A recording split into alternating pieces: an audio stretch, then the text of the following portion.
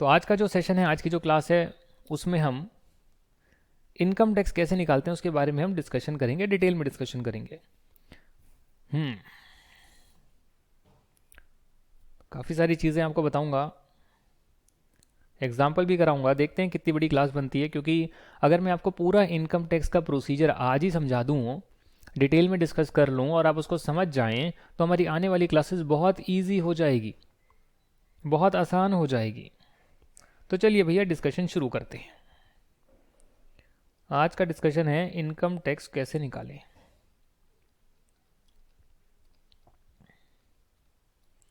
Income tax calculation, correct?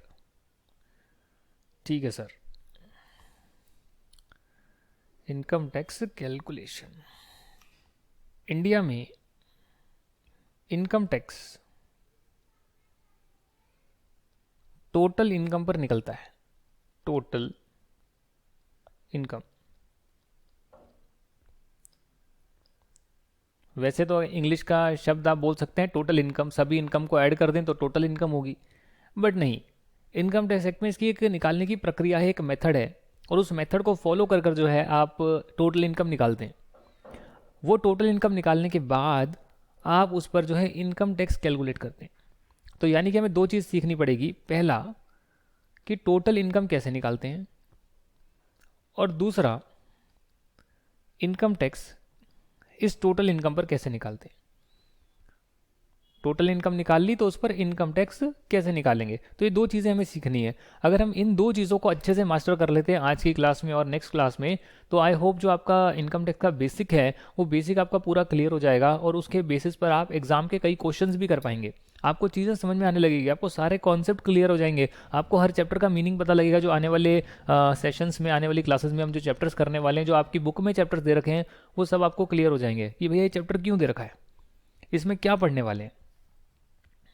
तो total income सीखते हैं, टोटल इनकम कैसे निकलती है। टोटल इनकम, टोटल इनकम, ओ ये टोटल इनकम, टोटल इनकम, ओ ये इनकम टैक्स रैप मैंने लॉन्च करा है, यूट्यूब पे टाइप करिएगा ऐसे, इनकम टैक्स रैप। अगर आप इनकम टैक्स रैप टाइप करेंगे तो आपको मेरा वीडियो मिल जाएगा, और उस वीडियो को आप देखिएगा जिसमें मैंने पूरे इनकम टैक्स को समरी फॉर्म में 2 मिनट के अंदर बताया हुआ है। तो वहाँ पर रैप के अंदर आता है टोटल इनकम, टोटल इनकम, ओ या टोटल इनकम, टोटल इनकम। हाँ जी, टोटल इनकम कैसे निकलती है इसको ज़रा देखते हैं। टोटल इनकम, टोटल इनकम निकालने के लिए सबसे पहले आपको रेजिडेंशियल स्टेटस निकालना होता है। रेजिडेंशियल स्टेटस निकालना होता है। सर ये क्या होता है रेजिडेंशियल स्टेटस, पहली बार सुन रहे हैं हम। देखिए, क्या आपने सिटीजनशिप सुना है? क्या सिटीजनशिप कुछ होती है? आप इंडिया के सिटीज़न हैं, जी हाँ, हम यहाँ पर पैदा हुए, हम इंडिया के सिटीज़न हैं। कोई अमेरिका में पैदा हुआ, अमेरिका का सिटीज़न होगा। पर रेजिडेंशियल स्टेटस का सिटीजनशिप से कोई नाता नहीं है। रेजिडेंशियल स्टेटस का मतलब है कि अगर एक इंसान इंडिया में 1 साल, जिस साल की बात कर रहे हैं, ज़्यादा दिन रहता है तो उस साल के लिए वो इंडिया का रेजिडेंट माना जाता है। और अगर उस साल, जिस भी साल की बात कर रहे हैं, जिस भी साल की इनकम निकाल रहे हैं, उस साल इंडिया में कम नंबर ऑफ डेज रहता है, तो उस केस में वो इंडिया का नॉन रेजिडेंट माना जाता है। तो हो सकता है कि कोई इंसान 1 साल तो रेजिडेंट है, अगले साल नॉन रेजिडेंट हो जाए। आज आप इंडिया में रह रहे हैं, अगले साल आप हो सकता है इंडिया के बाहर रहें, तो इंडिया के नॉन रेजिडेंट हो जाएंगे उस साल इनकम टैक्स के लिए। सिटीजन तो फिर भी रहेंगे ना, बट रेजिडेंशियल स्टेटस जो है वो हर साल निकलता है। It is calculated every year. क्यों निकलता है मैं आपको बता रहा हूं। क्योंकि जो लोग रेजिडेंट होते हैं उनके लिए इंडियन इनकम और फॉरेन इनकम, दोनों इनकम पर इन्हें टैक्स देना होता है। और जो नॉन रेजिडेंट होते हैं उन्हें सिर्फ इंडियन इनकम पर टैक्स देना होता है। क्योंकि इंडिया में ज़्यादा दिन नहीं रहे, तो इन्होंने जो इंडिया के बाहर पैसा कमाया उस पर बाहर वाली कंट्री में तो टैक्स दिया ही होगा, इंडिया में उन्हें उस पर टैक्स नहीं देना होता है। जो रेजिडेंट है उन्होंने इंडिया में पैसा कमाया उस पर तो टैक्स देना है, इंडिया के बाहर कमाया उस पर भी देना है, और जिस कंट्री में कमाया उसमें भी हो सकता है उस कंट्री ने टैक्स लगाया हो। तो यहाँ कहीं ना कहीं जो है डबल टैक्सेशन हो रहा है, डबल टैक्सेशन। उसके लिए जो है सीए फाइनल में प्रोविजंस पढ़ेंगे कि इस डबल टैक्सेशन के लिए इंडिया ने फॉरेन कंट्रीज़ के साथ ट्रीटी साइन करी हुई है, बहुत सारे एग्रीमेंट में एंटर करा हुआ है कि इस इनकम पर कौन सी कंट्री टैक्स लगाएगी या कितनी रेट पर टैक्स लगेगा, और उसको हम बोलते हैं डबल टैक्सेशन अवॉइडेंस एग्रीमेंट, कि डबल टैक्सेशन ना लगे उसके लिए कुछ एग्रीमेंट करे हुए हैं जो सीए फाइनल का पार्ट है। करेक्ट, यहाँ तक की बात समझ में आ गई आपको? ये जितनी भी चीज़ें कराई है ये रेजिडेंशियल स्टेटस के चैप्टर में दोबारा से डिटेल में करेंगे। अभी सिर्फ समझा इसलिए रहा हूँ ताकि आपको पता लगे अच्छा टोटल इनकम निकालनी है तो सारी इनकम को ऐड करेंगे, बट यही नहीं ना पता कि फॉरेन इनकम इंडियन इनकम सिर्फ रेजिडेंट के लिए ऐड होती है और इंडियन इनकम जो है वो नॉन रेजिडेंट के लिए ऐड होती है। मतलब इंडियन इनकम दोनों के लिए ऐड होती है, बट जो फॉरेन इनकम है वो सिर्फ रेजिडेंट के लिए ऐड होगी। और जो एक इंसान रेजिडेंट इस साल है इंडिया में ज़्यादा रहा है, हो सकता है अगले साल ना रहा हो सकता है नहीं हो सकता, तो एवरीथिंग इज पॉसिबल। तो ये आपका जो है कॉन्सेप्ट खुल गया। जिस साल की हम इनकम निकालते हैं वो भी मैं आपको बता देता हूँ, उसको हम इनकम टैक्स में प्रीवियस ईयर बोलते हैं। जिस भी साल की इनकम निकालते हैं, जैसे आपके लिए जो प्रीवियस ईयर है वो आपका हो जाएगा 2020-21। इसका मतलब ये हो गया 1 अप्रैल 2020 से लेकर 31 मार्च 2021, यानी इस साल की आप इनकम निकाल रहे हैं। तो ये तो करंट ईयर होना चाहिए ना सर, ये प्रीवियस ईयर क्यों बोल रहे हैं? क्योंकि इंग्लिश में तो प्रीवियस ईयर का मतलब होता है पिछला साल, बट इनकम टैक्स एक्ट में प्रीवियस ईयर का मतलब होता है वो साल जिस साल की आप इनकम निकाल रहे हैं, और उसका जो नेक्स्ट ईयर होता है, उसका जो नेक्स्ट ईयर होता है उसे बोलते हैं assessment year. Previous year assessment year, यानी असेसमेंट ईयर वो ईयर है जिसमें आप पिछले साल की इनकम पर अपनी रिटर्न भरेंगे और उस पर फाइनल टैक्स की पेमेंट करेंगे। अगर कुछ बच जाएगा, पहले टैक्स की पेमेंट नहीं करी इस साल, करंट ईयर में पेमेंट नहीं हुई, उसे आप फाइनली आप इस ईयर में पे करेंगे। इसे बोलते हैं असेसमेंट ईयर। और असेसमेंट ईयर का पिछला साल यानी कि प्रीवियस ईयर, जिस साल की एक्चुअल में इनकम आप निकाल रहे हैं। तो जिस साल की आप इनकम निकाल रहे हैं दोस्तों, उस साल का रेजिडेंशियल स्टेटस आपको चेक करना होता है। सिमिलरली नेक्स्ट ईयर जब आएगा ये वाला, तो नेक्स्ट ईयर जब आएगा तो उस साल की जब इनकम निकालेंगे तो फिर ये प्रीवियस ईयर हो जाएगा। सर ये तो असेसमेंट ईयर है ना। अरे भैया रिस्पेक्ट में 2020-21 प्रीवियस ईयर का असेसमेंट ईयर 21-22 है, 2021-22 प्रीवियस ईयर अगर इस साल की इनकम निकाल रहे हैं तो इसका असेसमेंट 22-23 है। तो विथ रिस्पेक्ट में बात हो रही है जी, आप किस साल की इनकम निकाल रहे हैं उस साल का अगला साल उसका असेसमेंट ईयर होगा। आप अगर इस साल की इनकम निकाल रहे हैं तो ये प्रीवियस ईयर होगा और उसका अगला साल इसका असेसमेंट ईयर होगा। यानी कि इस साल की इनकम और टैक्स जो फाइनल टैक्स और रिटर्न भरनी है वो अगले साल भरनी है, जो कि है असेसमेंट ईयर। जिस साल की इनकम निकालनी है वो है प्रीवियस ईयर, और हर साल जो है प्रीवियस ईयर, हर साल जो है प्रीवियस ईयर का रेजिडेंशियल स्टेटस निकालेंगे कि इस साल में बंदा रेजिडेंट है या नहीं। कैसे निकालते हैं वो मैं आपको अगले चैप्टर में कराऊंगा, रेजिडेंशियल स्टेटस के चैप्टर में कराऊंगा, जिसमें काफ़ी सारे बदलाव आए हैं, चेंजेस आए हैं इन योर फाइनेंस एक्ट 2020। तो उसको भी जो है मन लगाकर पढ़ना पड़ेगा, बड़ा गजब आया है इस बार। और चलो भैया इतना तो समझ में आ गया, आया कि नहीं आया मुझे बताइए आप। ब्रेक ले रहा हूँ, थोड़ा सा माहौल बना लेते हैं। आपको जो चीज़ें मैंने बताई है क्या समझ में आई या नहीं आई? कुछ कुछ हो रहा है डाइजेस्ट? आपसे बात कर रहा हूँ, हाँ हो रहा है ना? नहीं तो दोबारा से वीडियो देख लेना अगर कोई दिक्कत लगे तो, और कॉपी में जाए थोड़ा थोड़ा, कॉपी में थोड़ा थोड़ा लिख लो, सारा लिखने की ज़रूरत नहीं है। वीडियो पॉज करके थोड़ा बहुत लिखना चाहो तो लिख लो, कोई नुकसान नहीं है, रफ कॉपी में लिख लो आप। अब बाद में अपनी बुक पढ़ोगे, पूरा चैप्टर हो जाएगा, स्टडी मटेरियल के क्वेश्चन कर लेंगे, तो एक फेयर कॉपी बना लेना ताकि एग्जाम में वो एक कॉपी मास्टर कॉपी बन जाए, उसके बाद आपको ना पढ़ना पड़े। चलो ठीक है सर, हमने रेजिडेंशियल स्टेटस कैलकुलेट कर लिया, निकाल लिया। अब उसके हिसाब से जो है जो भी इनकम आएगी हमें पता है कि अगर वो रेजिडेंट है तो इंडियन और फॉरेन इनकम दोनों ऐड कर देंगे, नहीं तो जो है सिर्फ इंडियन इनकम ऐड करेंगे। ठीक है सर। अब जो भी इनकम आप ऐड करेंगे उसे आप अलग अलग हेड्स में ऐड करेंगे। मतलब अगर एम्प्लॉयर से पैसा मिल रहा है, एम्प्लॉयर को मैं शॉर्ट फॉर्म में ऐसे लिखता हूँ, आप पूरा लिख कर आएंगे, तो मैं बहुत सारे शॉर्ट फॉर्म भी यूज़ करूँगा। जब कैपिटल गेन का चैप्टर आएगा तो मैं ये यूज़ करूँगा, रेजिडेंशियल स्टेटस में आरएस यूज़ करूँगा। तो बार बार पूरा पूरा नहीं लिखूंगा, बुक में लिखा हुआ है, यहाँ पर नोट्स में नहीं लिखूंगा पढ़ाते समय।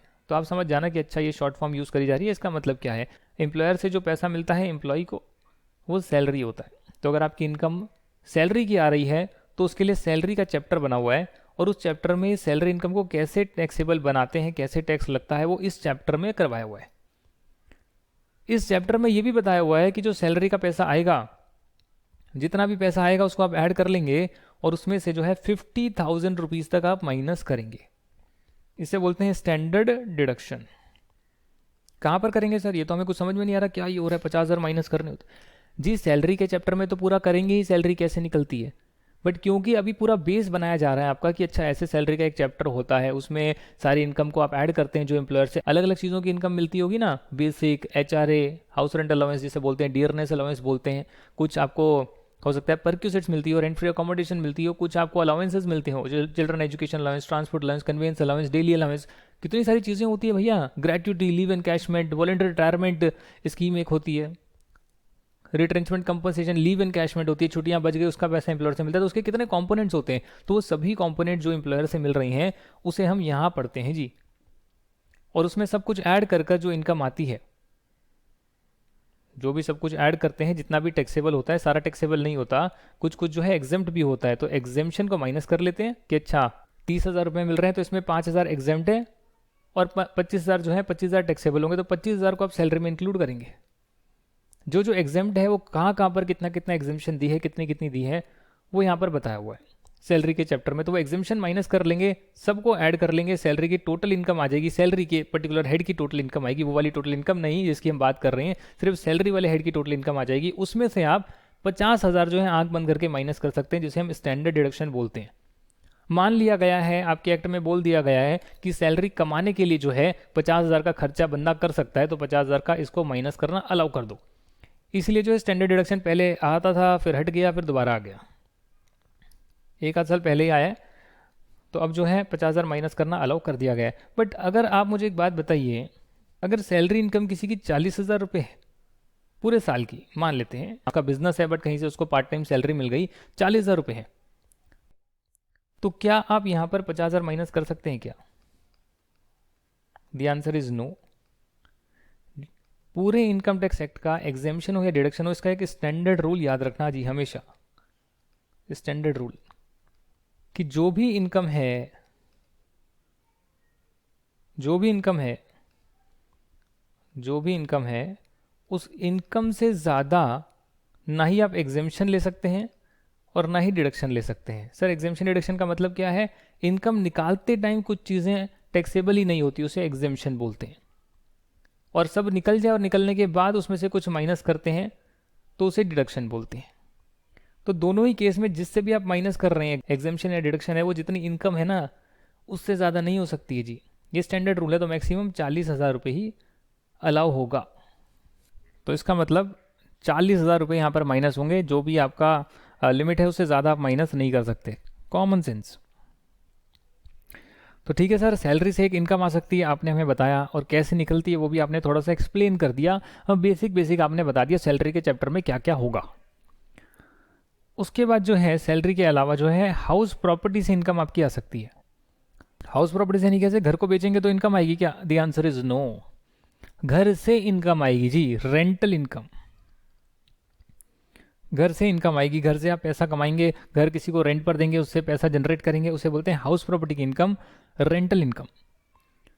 और ये इनकम जो है वो हाउस प्रॉपर्टी के चैप्टर में टैक्सेबल होगी, क्योंकि ये नहीं ना है कि आपको 20,000 रुपये मिल गए तो आप कहेंगे 20,000 मेरी हाउस प्रॉपर्टी इनकम है। उसको निकालने का तरीका है, सैलरी को निकालने का तरीका है, हाउस प्रॉपर्टी को निकालने का तरीका है, उसमें कुछ एग्जेम्पशन है, कुछ डिडक्शन है, यानी कुछ इनकम निकालते टाइम छूट मिली हुई है कि इतने को टैक्सेबल नहीं करेंगे, और कुछ निकालने के बाद छूट मिली हुई है कि इसमें से हम इतना तो फिर भी माइनस कर सकते हैं अगर आपने कहीं पे इन्वेस्ट कर दिया, कोई इंटरेस्ट है, कुछ और है, तो वो बहुत सारी चीज़ें हैं। तो जब भी हम कभी भी चैप्टर पढ़ेंगे ये सारे 1 2 3 4 करके, इसे हम 5 हेड्स ऑफ इनकम बोलते हैं, यानी 5 हेड से इनकम आ सकती है, तो वो आपको निकालनी होगी, और रेजिडेंशियल स्टेटस के हिसाब से जिस बंदे की जहाँ इनकम फिट बैठ रही है उस हेड में ले जाकर आपको जो है उसमें ऐड कर कर बतानी होगी कि इस हेड की कितनी इनकम है। तो सैलरी से, हाउस प्रॉपर्टी से आ सकती है,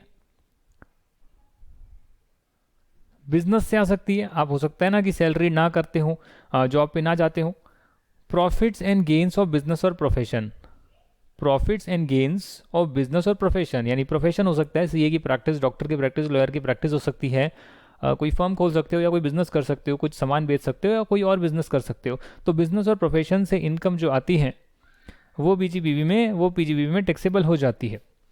इनकम टैक्स रैप में ये सारे वर्ड्स हैं तो ज़रूर देखिएगा। Profits and gains of business और प्रोफेशन, तो आपकी सेल्स में से आप एक्सपेंसेस माइनस करते हैं, आपका नेट प्रॉफिट आता है, वो कैसे निकलता है पूरा प्रोसीजर पीजीबीवी के चैप्टर में पढ़ेंगे। बिजनेस से आने वाली इनकम पीजीबीवी के चैप्टर में करेंगे। उसके बाद आपके आता है कैपिटल गेन की इनकम, यानी हाउस प्रॉपर्टी जो है वो एक तरीके का कैपिटल एसेट है।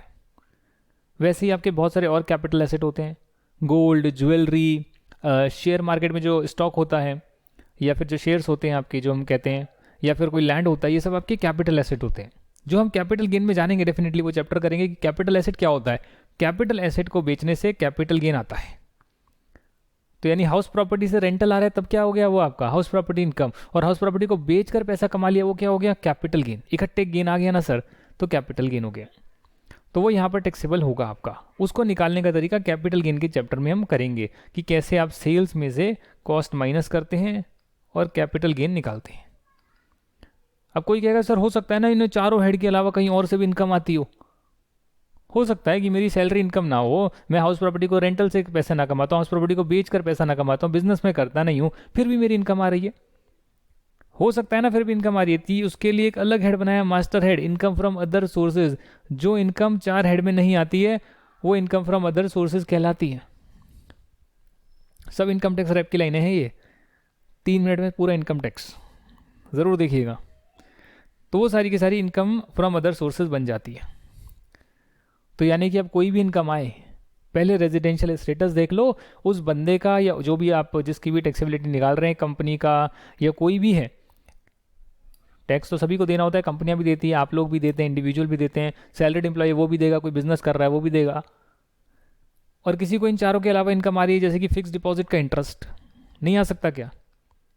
1 करोड़ रुपए जमा कराएं बैंक में। सर एक बात बताइए, ये मैं हमेशा सोचता हूँ, ये क्या 1 करोड़ मैंने कमा लिए, मान लो 1 करोड़ मैंने बैंक में डाल दिए, तो उस 1 करोड़ पर मेरे को हर साल टैक्स देना होगा क्या? हर साल टैक्स देना होगा क्या? नहीं। जब आपने 1 करोड़ कमाए होंगे जिस साल, हो सकता है कभी 10 लाख रुपए कमाए हो, कभी 5 लाख रुपए कमाए हो, जोड़ रहे हो आप, तो जिस साल ये 10 लाख कमाए उस साल 10 लाख पे टैक्स दिया होगा और 10 लाख को जमा करा दिया। अब दोबारा इस इनकम पर टैक्स नहीं देना है कभी भी। 5 लाख कमाए उस साल इस पर टैक्स दिया होगा, अगर टैक्सेबल होगा तो, नहीं टैक्सेबल होगा तो नहीं दिया होगा, जैसा भी है उस प्रोविजन के हिसाब से हम करेंगे। और फिर आपने उसको जमा करा दिया, अब दोबारा इस इनकम पे टैक्स नहीं देना। बट इस फिक्स डिपॉजिट को आपने कराया, कहीं पर पैसा इन्वेस्ट करा और उससे पैसा कमाया, इंटरेस्ट आया, तो जिस साल ये इंटरेस्ट आया उस इंटरेस्ट वाली इनकम पर तो टैक्स देना होगा ना, जिस साल अर्न कराए। तो बार बार 1 करोड़ पर टैक्स नहीं देना होगा, आपने जमा कर लिया, वो तो वेल्थ हो गई आपकी। तो वेल्थ टैक्स पहले लगता था वेल्थ के ऊपर, अब वेल्थ टैक्स को हटा दिया गया है, तो वेल्थ टैक्स तो आपका नहीं लगेगा। पहले वेल्थ पर भी लगता था खूब सारा, जिसके पास वेल्थ है उस पर भी थोड़ा 1% कुछ ले लेते थे, अब नहीं लगेगा। पर इनकम टैक्स जो हर साल आप प्रीवियस ईयर की इनकम निकाल रहे हैं उस पर हर साल जो इनकम कमाई उस पर तो टैक्स देना पड़ेगा। टैक्स देने के बाद जो बच गया, फिर आप चाहे उससे कमाए ना कमाए आपकी मर्जी है। आप कमाए तो अच्छी बात है, कमाए तो जो कमाई होगी उस पर टैक्स लगेगा, जिस साल कमाई होगी उस पर टैक्स लगेगा। और क्या हो सकता है? डिविडेंड इनकम, कंपनी से डिविडेंड आ सकता है, वो भी इनकम फ्रॉम अदर सोर्सेज है, क्योंकि वो सैलरी नहीं है, आपका बिजनेस नहीं है। सर हो सकता है ना बिजनेस हो, हम लोग इन्वेस्ट करते हैं ना, हम लोग, हमारा काम ही क्या है, शेयर ब्रोकिंग का काम है, या फिर हमारा कुछ काम ही क्या है, इन्वेस्टमेंट कंपनी, हम इन्वेस्ट करते हैं पैसा कमाते हैं, तो आपके लिए बिजनेस इनकम होगा फिर। पर जिसका काम नहीं है वो ऐसे ही कुछ शेयर्स ले लेता है, उससे डिविडेंड आ जाता है, तो उसके लिए तो बिजनेस नहीं है वो, बिजनेस तो कुछ और है, उसका कुछ और है। उसको ये पेन बेचना है, पेन बेचने का बिजनेस है, बट एक्स्ट्रा मनी थी तो शेयर में इन्वेस्ट कर दिया, कर सकते हैं। क्या होगा?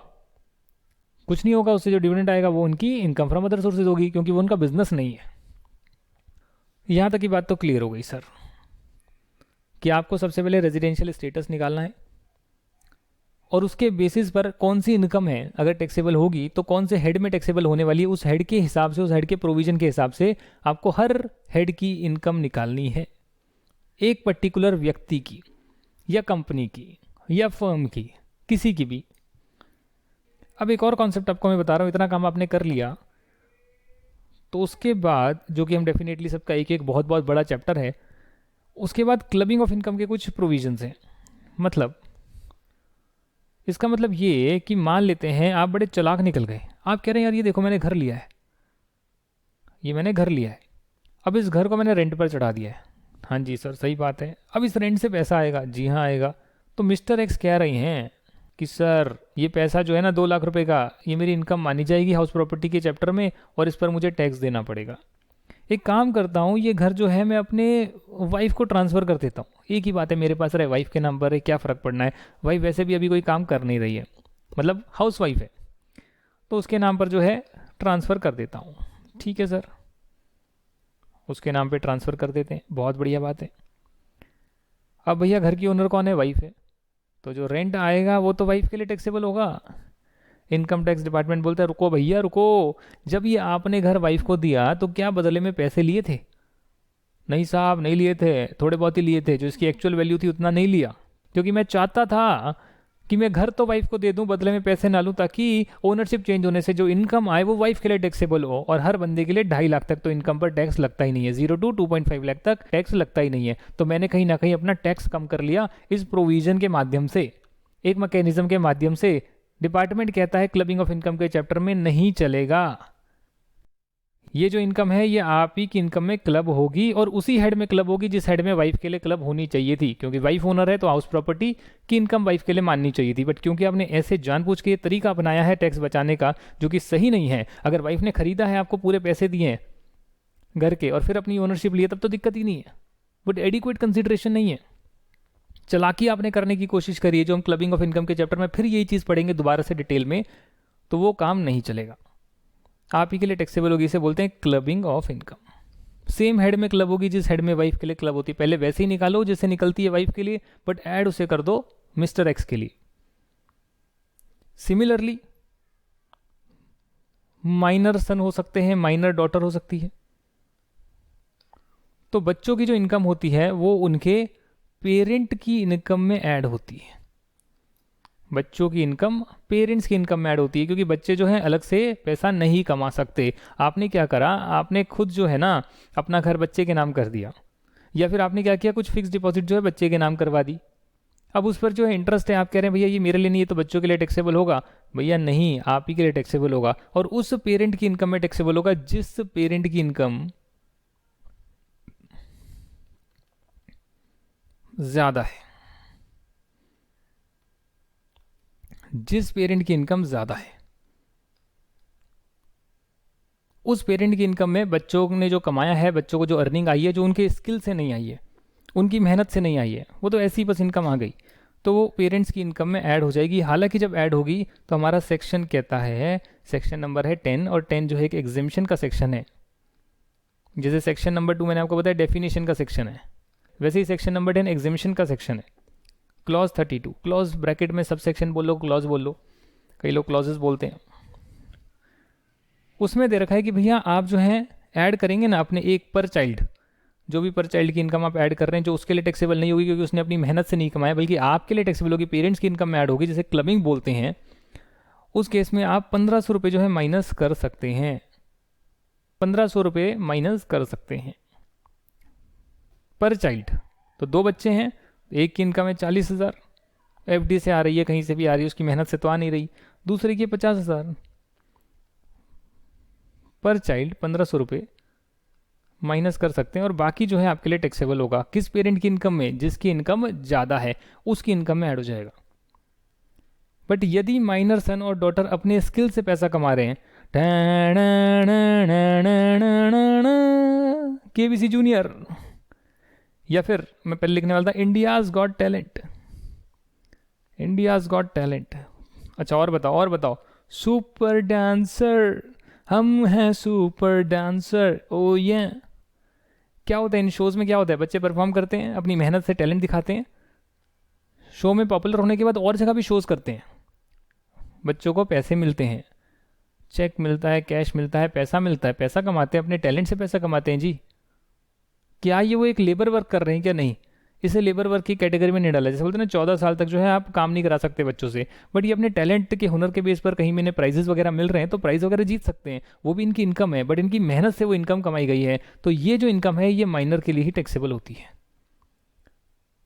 तो क्या पैन नंबर ले सकते हैं? ले सकते हो, गार्डियन जो है वो माइनर का पैन अप्लाई कर सकते हैं। पैन नंबर यानी परमानेंट अकाउंट नंबर, जिसके बेस पर रिटर्न भरी जाती है, जो आपका इनकम टैक्स का आइडेंटिफिकेशन नंबर होता है। पैन परमानेंट अकाउंट नंबर सुना होगा नाम, नहीं सुना तो याद कर लो, परमानेंट अकाउंट नंबर। आधार नंबर से भी रिटर्न भरी जा सकती है, इसको पढ़ेंगे इनकम टैक्स रिटर्न के चैप्टर में। तो चीज़ें बहुत सारी है, ज्ञान बहुत सारा है बांटने के लिए, बट क्योंकि बेसिक कर रहे हैं तो बेसिक में हर चीज़ का फ्लेवर पता होना चाहिए ना, कि अच्छा ये सब चीज़ें होती है। और जब वो पढ़ेंगे तो आपको ये नहीं लगेगा यार ये कुछ नया कॉन्सेप्ट आ गया, आपको लगेगा यार ये पढ़ा हुआ है, बेसिक तो पता है मुझे, अब डिटेल में जान लेते हैं क्या है, कौन से सेक्शन नंबर में बात लिखी हुई है, अच्छा डिटेल में ये एग्जाम्पल है, ये सिचुएशंस आती है इसमें, और ये सिचुएशंस और होती है, तो वो आपको पता लग जाएगी। इसे बोलते हैं क्लबिंग ऑफ इनकम। तो आप क्लब कर लेंगे जहाँ जहाँ पर क्लबिंग के प्रोविजन लगेंगे, जहाँ किसी और की इनकम आपके लिए टैक्सेबल होने वाली है, आप उसको अपनी इनकम में ऐड कर लेंगे। ठीक है सर, उसके बाद क्या करेंगे सर आप? उसके बाद है set of and carry forward. मतलब सर मतलब ये कि हमने जो है सैलरी कमाई, सैलरी जो है मैंने 5 लाख रुपए की आई, पर हाउस प्रॉपर्टी में मुझे लॉस हो गया। अब कोई बोलेंगे यार हाउस प्रॉपर्टी से लॉस कैसे हो सकता है? हाउस प्रॉपर्टी से लॉस हो ही नहीं सकता, आप रेंट पे देंगे तो रेंटल तो आप कमा रहे हैं, तो उस पर तो हमेशा प्रॉफिट आएगा, कभी लॉस आएगा ही नहीं। जी ऐसा नहीं है, जो आप रेंटल कमा रहे हैं, हो सकता है रेंटल आपका है लेट्स से मान लेते हैं 1.5 लाख रुपए। हाउस प्रॉपर्टी के चैप्टर में प्रोसीजर में हम पढ़ेंगे कि अगर आपने ये घर लोन पर लिया था तो उसमें आप जो लोन का इंटरेस्ट पे कर रहे हैं वो इंटरेस्ट पे करना डिडक्शन में अलाउड है, और इंटरेस्ट बन रहा है आपका 3 लाख या 4 लाख, तो कहीं ना कहीं आपका 2.5 लाख रुपए का लॉस आ रहा है। तो लॉस आ सकता है, सैलरी से लॉस नहीं आता, मैंने कभी नहीं देखा सैलरी से लॉस आ सकता है, बट बाकी हेड्स में लॉस आ सकता है, बिजनेस में लॉस हो सकता है, कैपिटल गेन आप कह रहे हैं घर को बेचेंगे तो कम पर भी बेच सकते हैं, तो लॉस हो सकता है जी? नहीं हो सकता? हो सकता है। हाउस प्रॉपर्टी में लॉस आ सकता है, सैलरी में नहीं आता, और इनकम फ्रॉम अदर सोर्सेज में मैंने नहीं देखा लॉस आए, बट हो सकता है आ भी जाए, हो सकता है आ भी जाए, क्योंकि आपने जो इनकम कमाई वो आपका बिजनेस नहीं था और उसके कमाने के लिए खर्चा ज़्यादा हो गया, तो एक तरह से आपने उसमें घाटा ही खा लिया है, तो हो सकता है। तो चीज़ें हो सकती है, बट जनरली देखा नहीं जाता, सैलरी में इनकम फ्रॉम अदर सोर्सेज में कभी लॉस देखा जाता नहीं है, बट बाकी सब में लॉस आ सकता है। ये प्रोसीजर आपको नहीं पता इसलिए आपको लगेगा हाउस प्रॉपर्टी में लॉस कैसे आ सकता है, it is not possible, but जब हम करेंगे चैप्टर तब आपको पता लगेगा लॉस भी हो सकता है। मान लेते हैं 2 लाख का लॉस आ गया, तो आप देखेंगे भैया क्या मेरी कोई और हाउस प्रॉपर्टी है क्या जिसमें प्रॉफिट आ रहा है, तो उससे आप एडजस्ट करेंगे, जिसको बोलते हैं सेट ऑफ। और अगर आप सेम हेड के अंदर सेट ऑफ कर रहे हैं, यानी एक हाउस प्रॉपर्टी में गेन दूसरे में लॉस, उसे एडजस्ट कर रही हैं, तो इसे बोलते हैं इंट्रा हेड सेट ऑफ। मतलब आप नहीं बोलते इंट्रा स्कूल कंपटीशन, नहीं सुना आपने? स्कूल के अंदर विद इन स्कूल हाउसेज बन जाते हैं, कंपटीशन होता है, उसे बोलते हैं इंट्रा स्कूल कंपटीशन, स्कूल के भीतर ही कंपटीशन हो रहा है। बट यदि आपके स्कूल का किसी दूसरे स्कूल के साथ कंपटीशन होता है तो उसे बोलते हैं inter school competition, inter school competition. अब यहीं पर अगर मान लेते हैं दूसरे हाउस प्रॉपर्टी से इनकम 1 ही लाख रुपए की आ रही है, तो एडजस्ट करने के बाद 1 लाख का आपको लॉस भी तो बच जाएगा। आपने तो एडजस्ट कर दिया कि एक हाउस प्रॉपर्टी से इनकम आ रही थी 1 लाख की, दूसरे से 2 लाख का लॉस आ रहा था, एडजस्ट करा तो 1 लाख का ही मेरा जो है अभी भी लॉस बच गया है, तो उसे आप दूसरे हेड के साथ भी एडजस्ट कर सकते हैं, सैलरी के साथ एडजस्ट करेंगे तो ये आपका हो जाएगा inter head set of, inter head set of. और सैलरी की इनकम अब सिर्फ 4 लाख बचेगी, तो एक हेड में प्रॉफिट, एक में पैसा आ रहा है, एक में लॉस आ रहा है, दोनों को एडजस्ट कर दिया inter head set of. But सबसे पहले आप सेम हेड में एडजस्टमेंट करेंगे, सेम हेड में होने के बाद अगर बच जाता है तो आप दूसरे हेड के साथ एडजस्ट करेंगे, और उसके बाद भी बच जाता है तो फिर आप उसको कैरी फॉरवर्ड करेंगे कि भाई अब दूसरे हेड के साथ भी एडजस्ट कर लिया, इनकम नहीं बची, तो उसको हम कैरी करते हैं आगे। कैरी फॉरवर्ड करने से क्या होगा, नेक्स्ट ईयर सेम हेड में अगर गेन आया, प्रॉफिट आया, तो उससे हम फिर भी एडजस्ट कर सकते हैं, तो उसे कई साल तक कैरी फॉरवर्ड करना अलाउ किया गया है, 4 साल तक, कहीं पर 8 साल तक, कहीं पे अनलिमिटेड साल तक, और कहीं पे नहीं भी किया गया, तो वो सब चीज़ें हम देखेंगे। तो सेट ऑफ करेंगे आप, सेट ऑफ के बाद पैसा आपका लॉस बच जाता है, उसे कैरी फॉरवर्ड करेंगे और नेक्स्ट ईयर फिर एडजस्ट करेंगे। पर एक बार आपने कैरी फॉरवर्ड कर दिया तो कैरी फॉरवर्ड होने के बाद सिर्फ सेम हेड से ही एडजस्ट हो सकता है, फिर दूसरे हेड से एडजस्ट नहीं होगा। ये जो है पूरा आपका एक अलग चैप्टर है सेट ऑफ कैरी फॉरवर्ड, जिसकी मैंने आपको बेसिक्स मैंने अभी बता दी, झलक मैंने आपको पूरे इनकम टैक्स एक्ट की दे दी है। Residential status, 5 heads of income, exemption, deduction of each chapter, clubbing of income, set of carry forward, और सबको जब आप ये सब करने के बाद ऐड करेंगे ना तो उसको हम बोलते हैं ग्रॉस टोटल इनकम। इसे बोलते हैं ग्रॉस टोटल इनकम। सबको ऐड करने के बाद बोलते हैं ग्रॉस टोटल इनकम। ये देखो ग्रॉस टोटल इनकम। पहले रेजिडेंशियल स्टेटस निकाला, 5 हेड में क्लासीफाई करा, जो एग्जाम थी उसे हटाया, जो डिडक्शन थी उसे माइनस करा उस चैप्टर में। अगर कहीं पे क्लब होनी थी तो क्लब कर दिया, सेट ऑफ एडजस्ट होना था एक दूसरे का कर दिया, कैरी होना है तो कैरी करेंगे भाई। हो सकता है ना कोई ऐसी इनकम है जो एडजस्ट करना अलाउ ना किया हो, वो हम उस चैप्टर में जानेंगे, अच्छा ये इनकम को एडजस्ट नहीं कर सकते हैं, इसको तो अगले साल ही एडजस्ट करना पड़ेगा। कोई ऐसी इनकम आ गई है, कोई ऐसा लॉस आ गया है, मतलब उसे आगे कैरी करना पड़ रहा है, तो कहीं ना कहीं जो है वो सारे प्रोविजन लगाकर आप सबका टोटल जब मारेंगे तो उसे हम नाम देंगे ग्रॉस टोटल इनकम। ग्रॉस इसलिए है क्योंकि कुछ डिडक्शंस आपको ग्रॉस टोटल इनकम से भी अलाउ करी गई है। एक तो है आप सैलरी का चैप्टर पढ़ रहे हैं, स्टैंडर्ड डिडक्शन, हाउस प्रॉपर्टी पढ़ रहे हैं, इंटरेस्ट की डिडक्शन, पीजीपी भी पढ़ रहे हैं, एक्सपेंस का डिडक्शन, कैपिटल गेन पढ़ रहे हैं, जो आपने प्रॉपर्टी खरीदी उसका माइनस करना अलाउ किया गया, तो वहाँ तो आप इंडिविजुअल चैप्टर की डिडक्शन पढ़ रहे हैं। बट वो होने के बाद, उस चैप्टर में एग्जामेशन लेने के बाद ग्रॉस टोटल इनकम आ जाएगी, तो भी आपको जो है डिडक्शंस दी गई है चैप्टर 6A की। सेक्शन 80C से 80U सेक्शन बने हैं जो हमें पढ़ने हैं, जिसमें हर सेक्शन में कुछ ना कुछ डिडक्शन की बात करी गई है। यानी कि आप पब्लिक प्रोविडेंट फंड में पैसा डाल देंगे, म्यूचुअल फंड में डाल देंगे, 3 इयर्स का लॉक इन पीरियड है, तो सुकन्या समृद्धि योजना में डाल देंगे, मेडिकल प्रीमियम करा लेंगे, पेंशन फंड में पैसा डाल देंगे, डोनेशन दे देंगे, एजुकेशन लोन लिया है, ये सेक्शन के नंबर 80, तो CDEF चलते रहेगा वो। हाउस प्रॉपर्टी का लोन है, ये सब चीज़ें जो हम डिडक्शन के चैप्टर में करेंगे। अब कई लोग बोलेंगे सर हाँ एक काम करते हैं, हमारे ना 20 लाख रुपए की इनकम आई है तो डिडक्शन 20 लाख माइनस कर लेते हैं, जीरो कर लेंगे, इसको काम खत्म, टैक्स देना ही नहीं पड़ेगा। जी हाँ आप कर सकते हैं, अगर ऐसी डिडक्शंस अवेलेबल है तो आप कर सकते हैं, आप टैक्स बचा सकते हैं, आपको प्रोविजंस पता है तो आप मैक्सिमम डिडक्शन अपने क्लाइंट को दिला सकते हैं। बट ऐसा कभी नहीं होता है कि आप जो है 20 लाख का 20 लाख माइनस कर लेंगे, ऐसा नहीं होता है। सभी सेक्शंस में लिमिट लगाई गई है। फॉर एग्जांपल 80C जो है वो एक इन्वेस्टमेंट का सेक्शन है कि अगर आप एक जगह पर इन्वेस्टमेंट करते हैं तो गवर्नमेंट आपको मोटिवेट करती है कि आप इन्वेस्टमेंट करें, उतनी डिडक्शन हम अलाउ करेंगे। बट आप कितनी भी इन्वेस्टमेंट कर लें 1.5 लाख से ज़्यादा अलाउ नहीं करेंगे। सर ये ब्रैकेट का मतलब समझा दीजिए, ब्रैकेट लगा रहे हो आप भैया, डिडक्शन में जो है आप माइनस करते हैं ना, -50 लाख लिख रहे हैं, तो उसको लिखने का दूसरा तरीका ये होता है। ये बेसिक चीज़ें हैं, बहुत ज़्यादा बेसिक चीज़ें हैं, नहीं पता होती जी, बहुत सारे स्टूडेंट्स को नहीं पता होता, बेसिक बहुत ज़्यादा बेसिक नहीं पता होता। कॉलेज में ये करा जाता है, एग्जाम्स में, स्टडी मटेरियल में भी ऐसे लिखा जाता है, बहुत जगह पे लिखा जाता है। तो ब्रैकेट में 50 लाख का मतलब क्या हो गया, ये नेगेटिव फिगर है, तो इसलिए नेगेटिव यहाँ पर लिख दिया। डिडक्शन 1.5 लाख तक की मैक्सिमम अलाउ होती है। मैंने PPF में 2 लाख डाल दिए, बट 1.5 लाख से ज़्यादा माइनस करना अलाउ नहीं किया जाएगा। वरना तो मैं सारा पैसा यहाँ डाल के इन्वेस्टमेंट कर लूँगा, इस पर इंटरेस्ट अच्छा खासा मुझे मिलेगा और इनकम पर टैक्स ही नहीं दूंगा। सिमिलरली मेडिकल प्रीमियम है वो 25,000 रुपये हो सकता है माइनस, पेरेंट्स का कराओगे 25,000 और हो जाएगा। अच्छा सर ये सब चीज़ें, सीनियर सिटीजन हो तो ज़्यादा एक्सपेंस अलाउ हो जाएगा, तो वो सब चीज़ें दे रखी है, वो प्रोविजंस पढ़ने पड़ेंगे ना। यही तो इनकम टैक्स में सब कुछ बातें दे रखी है, इसलिए तो इनकम टैक्स पढ़ना जरूरी है। और वो जब आप डिडक्शंस माइनस करेंगे तो आपकी टोटल इनकम आएगी। टोटल इनकम ओह ये टोटल इनकम समझ गए सर, समझ गए। अब मान लेते हैं आपकी टोटल इनकम यहाँ पर आ रही है, एक एग्जाम्पल दिया गया है 2,50,107, 2,50,107। तो आपका एक ना सेक्शन है 288A 288B, आपके सेक्शन है 288A 288B।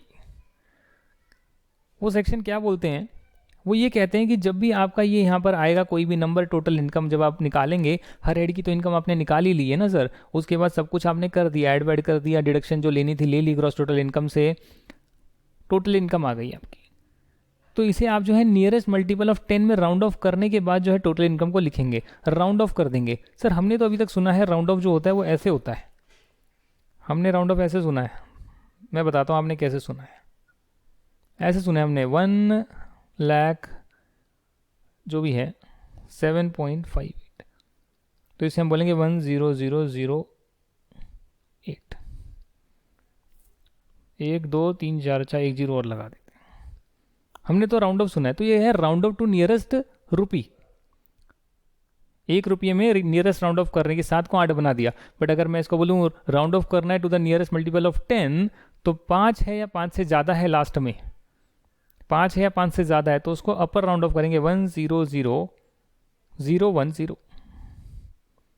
कि आपने क्या किया, आपने 7 को 10 बना दिया, तो 10 के मल्टीपल में राउंड ऑफ कर दिया। और यही यहाँ पर 4 होता या 3 होता, मान लेते हैं 100,003, तो नियरेस्ट मल्टीपल ऑफ 10 में राउंड ऑफ करना है, तो अब ये बनेगा 100,000। तो 4, ये 4 से नीचे है तो नीचे राउंड ऑफ होगा, 5 या 5 से ऊपर है तो ऊपर वाले में जो 10 का नंबर आ रहा है वहाँ पर राउंड ऑफ होगा। अगर यहाँ पर मान लेते हैं ऐसा है 200,018, तो इसको क्या बनाओगे, 18 को 20 बनाओगे आप, 200,020। समझ गए। 10 के मल्टीपल में लास्ट में 0 आना चाहिए, 10 का 10, 20, 30, 40, लास्ट में 10 चल रहा है ना, तो 10 के मल्टीपल में राउंड ऑफ करना है। जो भी नियरेस्ट में राउंड ऑफ हो सकता है उसमें आपको राउंड ऑफ करना है। ये आपका पूरा कॉन्सेप्ट है, सेक्शन नंबर याद करने की ज़रूरत नहीं है। वैसे सेक्शन नंबर इसका है, ग्रॉस टोटल इनकम का सेक्शन नंबर है, टोटल इनकम कैसे निकलती है उसका सेक्शन नंबर है, पर उस सेक्शन नंबर को याद करने की कोई ज़रूरत नहीं है। आपको कौन से पता होना चाहिए। और मैं जो बेसिक कॉन्सेप्ट हैं उसमें मैं ज़्यादा समय इसलिए दे रहा हूँ ताकि आप इन बेसिक कॉन्सेप्ट के बाद जब हम रैपिड फायर में आगे बढ़ें या जल्दी मैं आपको कराऊँ, जब ये चैप्टर्स वगैरह आएँ, तो उसमें आपको ये ना लगे पता नहीं क्या आ गया। तो कई बार जो है कई लोग मेरे चैप्टर डायरेक्टली लगा देंगे, या कोई भी मेरे वीडियोस देख रहे हैं, कोई भी सब्जेक्ट के ले रहे हैं, उसमें डायरेक्टली पीछे से लगा लेंगे। वो कहेंगे यार ये तो कुछ समझ में नहीं आ रहा, बड़े जल्दी हो रहा है। तो आपने स्टार्टिंग से नहीं ना देखा। तो मैं जो भी कराता हूँ उसमें चेन है जी, चेन है, बिल्कुल स्टार्टिंग से चेन चली जा रही है। जो चीज़ पहले करा दी उसका हल्का सा ग्लिम्स ज़रूर दिया जाएगा, बट वो दोबारा से पूरी एक्सप्लेनेशन नहीं दी जाएगी, क्योंकि टाइम को बचाना है। सेम चीज़ को बार बार नहीं कराना है। वीडियो चाहे तो आप दोबारा देख लीजिए, आपकी चॉइस है। तो ये जो है हमने पूरा प्रोसीजर जान लिया है सर, कैसे जो है आपका टोटल इनकम निकलती है। टोटल इनकम पूरा जो है हमने निकाल कर आपको दिखा दी है। अब टोटल इनकम पर इनकम टैक्स भी निकलता है, तो मैं इनकम टैक्स निकालना आपको नेक्स्ट क्लास में सिखा दूंगा, और साथ में मैं आपको टोटल इनकम के एग्जाम्पल भी करा दूंगा। तो जब हम इतना सब कुछ करेंगे नेक्स्ट क्लास में, तो आपको कॉन्फिडेंस बिल्डअप होगा कि हाँ यार अब तो हम प्रैक्टिकली कर रहे हैं, हम तो टोटल इनकम किसी की निकाल रहे हैं, उसका टैक्स निकाल रहे हैं, तो हमको टैक्स निकालना आ गया, इनकम टैक्स निकालना आ गया। तो आपका कुछ ना कुछ जिंदगी में वैल्यू एडिशन होगा इन द नेक्स्ट क्लास। तो I will see you there. मन लगाकर पढ़ाई करें, लेक्चर अटेंड करने के बाद ज़रूर अपनी कॉपी में छोटा छोटा कुछ नोट डाउन करें ब्रीफ में, जिससे आपको लगे हाँ यार ये टॉपिक मैंने जो है कर लिए हैं। और जब पूरा चैप्टर हो जाए तो पूरे चैप्टर की रिवीजन लगाकर वो जो आपने रफ कॉपी में लिखा है उसको आप देखें, और इन नोट्स को भी आप साइड बाय साइड पढ़ते रहें, और पूरा होने के बाद जो है दोनों को कंबाइन कर फिर कॉपी में लिखें, जो आपकी एग्जाम टाइम रिवीजन के लिए बन जाएगी कॉपी। कल को कोई चेंज आता है, अमेंडमेंट आती है, आप नेक्स्ट ईयर देना चाहते हैं, कुछ भी हो जाता है भैया, तो वो कॉपी आपके पास रहेगी जिसमें हर चैप्टर के बाद हमने 2-3 पेजेस खाली छोड़े हैं, उसमें आप एडिशन कर लेंगे। चेंजेस जो है उसको आप रेड कलर से हाईलाइट कर लेंगे, अपने रेड पेन से लाकर उसको मार्क कर लेंगे, भाई यहाँ पे अमेंडमेंट्स आई है, और आपकी कॉपी अगले साल की भी तैयार हो जाएगी। कई बार होता है स्टूडेंट पहले ज्वाइन कर लेते हैं, 3rd ईयर में अपने बीकॉम के ज्वाइन कर लिया, अब 3rd ईयर में ज्वाइन करके सीख तो लिया, बट जब वो 3rd ईयर पूरा होने के बाद ज्वाइन करेंगे तो उसका नेक्स्ट ईयर उनका अटेम्प्ट पड़ेगा, तो उन्हें दोबारा से सब कुछ करने की ज़रूरत नहीं है। बस एक फाइनेंस एक्ट का वीडियो देखा, अपनी चीज़ों को अमेंड करा, आपकी कॉपी तैयार। और बाकी सब्जेक्ट्स में तो चेंजेस आते नहीं हैं, तो वो तो आपने जो पढ़े हैं वही आपके रहने वाले हैं। तो इसलिए मैं दिमाग में रख के चलता हूँ कि जो भी आप लोग अटेंड कर रहे हैं, कल को कोई चेंज आ जाए तो आप पूरा सब कुछ ना करना पड़े, सिर्फ वो एक वीडियो के बेस पर, या मेरी जो नई ई बुक आएगी उसमें मैं रेड कलर से हाईलाइट कर दूंगा, सिर्फ वो देखकर आपका काम चल जाए। तो इसीलिए आपके ऊपर है जी। देखिए, आपको अगर सीए बनना है, चार्टर्ड अकाउंटेंट बनना है, तो आपको गहराई को समझना पड़ेगा, सब्जेक्ट की नॉलेज को समझना पड़ेगा, उसको अपने अंदर लाना पड़ेगा कि कल कोई आपसे पूछे ये सारी चीज़ें जो मैं आपको बता रहा हूँ, तो आप बताने लायक होना, तो आप मेरा नाम कर सके कि हाँ भाई मेरे को ये सब पता है, मैंने यहाँ से पढ़ा है। तो वैसा आपको बनना है, तभी उससे मेरे को भी फ़ायदा होगा, क्योंकि आप जब किसी को बताएंगे कि भाई मैंने यहाँ से पढ़ा और मुझे ये सब चीज़ें आती है, तो उससे मेरा भी नाम होएगा। तो इसलिए मैं चाहता हूँ कि आप सिंसियरली पढ़ें, इससे जितना भी आप एब्जॉर्ब कर सकते हैं करें, अपने दोस्तों यारों को बताएं और उन्हें भी लाएं, क्योंकि ये वीडियोस जो हैं, लेक्चर जो हैं, ये 10,000 इसकी फ़ीस ली जा रही है इन वीडियो लेक्चर्स की। सिर्फ ये इनकम टैक्स अगर कोई पढ़ा रहा है, जितना जिस लेवल का मैं पढ़ा रहा हूँ ना, आपको 10,000 रुपीज़ फीस है मार्केट में इसकी। तो आपको वैल्यू जो है 3 टाइम्स वैल्यू क्रिएट हो रही है, मोर देन 3 टाइम्स। अपने दोस्तों का भी भला करें, उनको भी लेकर आएँ, क्योंकि हर साल टैक्स अमेंड हो जाता है, बहुत मेहनत लगती है बनाने में। इतना अफोर्डेबल किया हुआ है, अगर ये भी मिस कर देंगे तो फिर गॉड नोज़ वो बहुत बड़ी अपॉर्चुनिटी अपनी जो है मिस कर रहे हैं। तो वो उनकी चॉइस है। खैर, आप लोग तो मन लगा के पढ़ाई करें और ऐसे ही पढ़ते रहें, अपने फीडबैक मुझे देते रहें। नेक्स्ट क्लास में मिलते हैं, तब तक के लिए जय हिंद एंड बाय बाय।